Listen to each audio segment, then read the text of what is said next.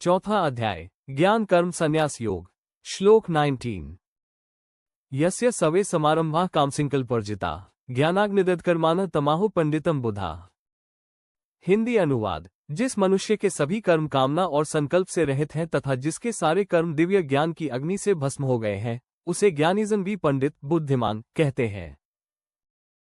भगवान श्रीकृष्ण इस श्लोक में सच्चे ज्ञानी और मुक्त पुरुष की पहचान बताते हैं।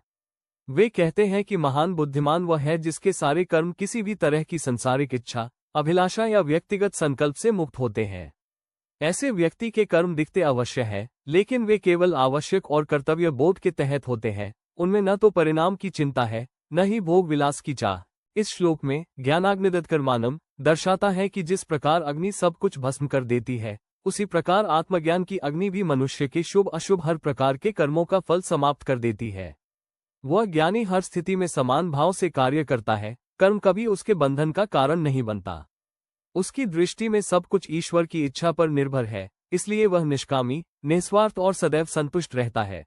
ऐसे योगी को गीता के अनुसार ही साक्षात पंडित कह सकते हैं। वह जीवन में कर्म करता हुआ भी भीतर से सर्वथा निर्लिप्त रहता है।